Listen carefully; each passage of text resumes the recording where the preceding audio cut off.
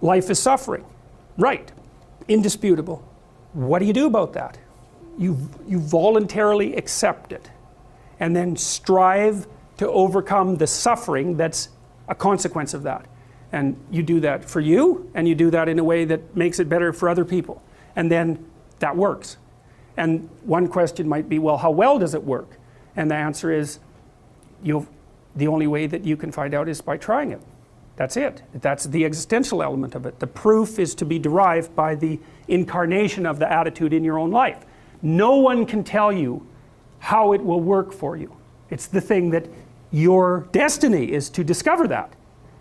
And you have to make the decisions to begin with. It's like, because you can't do this without commitment. You have to commit to it first. That's the act of faith that Kierkegaard was so insistent upon. You have to say, I'm going to act as if being is good. I'm going to act as if truth is the pathway to enlightenment.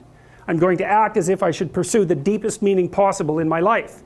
And there's reasons to do none of those. They're real reasons. So it's really a decision. But you can't find out what the consequence of the decision is unless you make the decision. I think the same thing happens when you get married, by the way. So if you think you might leave, you're not married. And then you think, well, the marriage didn't succeed. It's like, well, maybe you were never married. Because the rule is, you don't get to leave. And there's a reason for that rule. Now, I'm not saying that there aren't situations where there should be exceptions made for that. That's not the point. The point is that there's some games you don't get to play unless you're all in. And the other thing that's so interesting about being alive is that you're all in. No matter what you do, you're all in. This is going to kill you. So I think you might as well play the most magnificent game you can while you're waiting. Because do you have anything better to do? Really? Why not pick the best thing possible that you could do? Why not do that? Maybe you could justify your wretched existence to yourself that way. I think you could. That's what it looks like. You know, people find such meaning in the responsibilities they adopt, it stops making them ask questions about what life is for. If you have a newborn child, for example, like unless you're really in a bad way, psychotically depressed, or maybe your personality really needs some retooling, you stop thinking about anything but ensuring that that baby is doing well. And if someone comes along and asks you an existential question about your commitment to that, the right response is, why are you asking me such stupid questions when this is manifesting itself right in front of your eyes? Like, how blind can you be? That isn't a time for questions about the meaning of life. The answer is right in front of you. And if you can't see it, it's not because life has no meaning, it's because you're blind. I mean, that's what the image of the Virgin Mother and the child is all about. It's like, what's the answer to the meaning of life? Here's an answer. It's like, well, I'm going to criticize that. Well, go right ahead.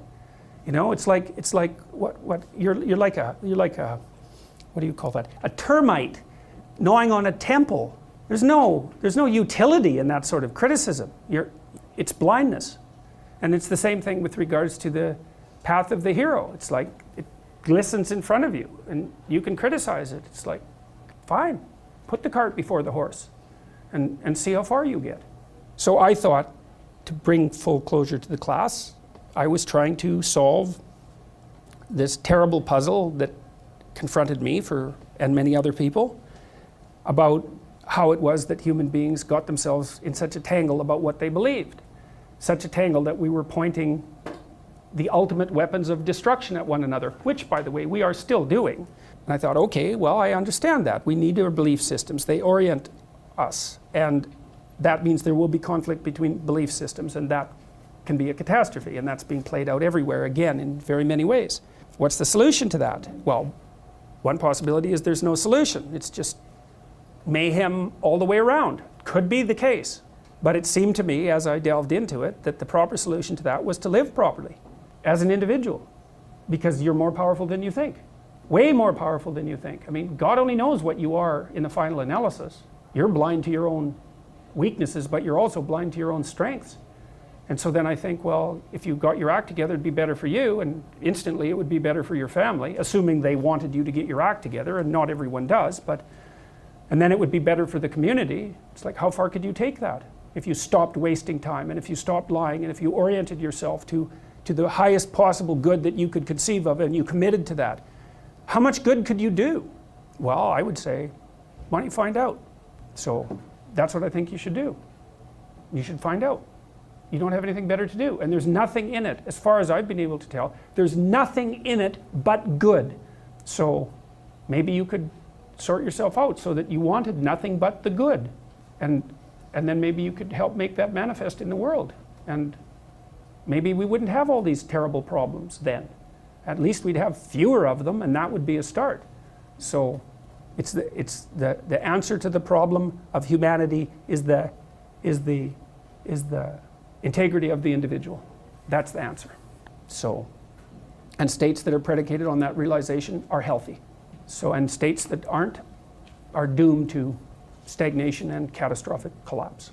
And personalities that are predicated on self-tyranny and the tyranny of others are doomed to collapse. So, and then you think, well, what's the barrier? And the barrier is, are you willing to accept the responsibility? And part of the answer to that is, reduce the damn responsibility until it's tolerable. You don't have to fix everything at once. You could just start by fixing the things that you could fix. Or you could even do it more. You could do it with even less self-sacrifice. You could start by fixing only the things that you want to fix. God, you can get a massive way that way.